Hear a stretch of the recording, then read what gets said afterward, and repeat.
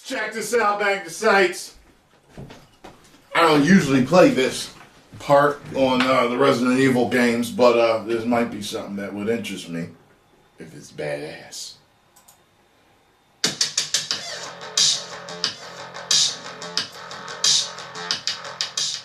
This preview is based on IGN's exclusive hands-on session with Resident Evil Village's extra mode, The Mercenaries, which we played at Capcom's offices in Osaka, Japan. Unlocking the Mercenaries after beating the main Resident Evil Village campaign should feel like reuniting with an old friend, maybe a scary old friend, for long-time series fans, as the mode has been implemented in previous Resident Evil titles. Village is the first mainline title in the franchise to include the Mercenaries since Resident Evil 6, so it's been a while. The rules are simple. Eliminate as many of each stage's contingent of enemies as you can, and reach the goal before time runs out. Simply reaching the goal, which appears after defeating a certain amount of enemies, is enough to advance to the next area. However, most players will want to aim higher. The Mercenaries is all about clearing as many enemies as possible in each stage, and doing it fast, since the number of kills and time left when reaching the goal combine to create your score. We got to play the first stage of the Mercenaries, which consists of multiple areas and is set inside the village, the game's main location. While the first area was pretty straightforward, in later areas enemies were located atop walls and rooftops, and the added verticality forced us to alter our playstyle. Before heading into a new area, the player is sent to a room that houses weapon merchant the Duke to prepare.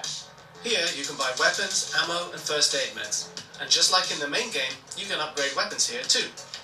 This new element of preparation adds a welcome strategic layer that was not present in past versions of the Mercenaries. Please come again. Picking one or two of the multiple available weapons to focus on when preparing for the fight will get you a long way. While enemy types and the layout of the next area play an important role in choosing how to prepare, in the long run, understanding your personal preferences is key to victory. You might even want to go as far as selling the rest of your loadout and using that money to focus on upgrading just one weapon. While it takes guts to throw away precious firearms, the Mercenaries rewards a player's courage to focus on what they know best.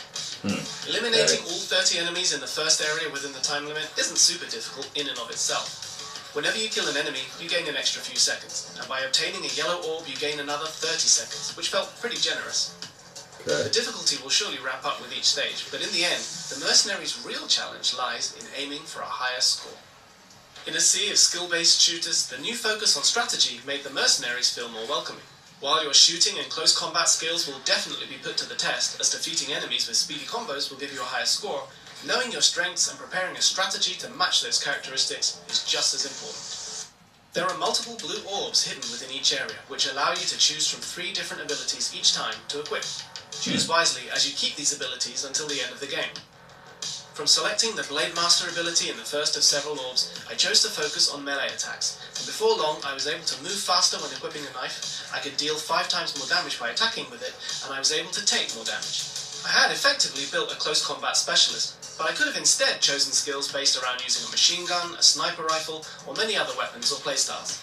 These abilities allow you to build your character as you would in an RPG, but in a simplified manner that perfectly matches Mercenaries' fast-paced action. When finding blue orbs, it's important to choose an ability that matches the weapon you chose to enhance at the Duke's shop.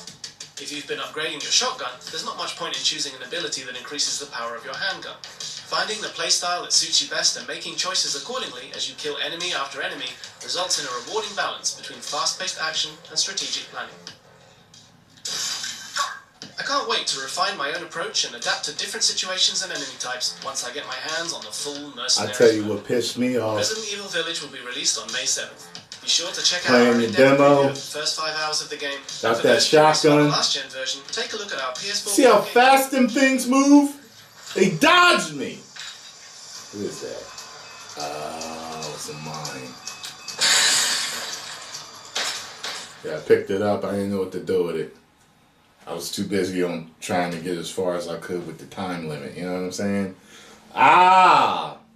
Yeah, I'll probably jump on that. I jumped on a few others with Resident Evil 7. A few other modes and thoroughly enjoyed it. Except for that party mode. We had to feed the dude or that was stupid.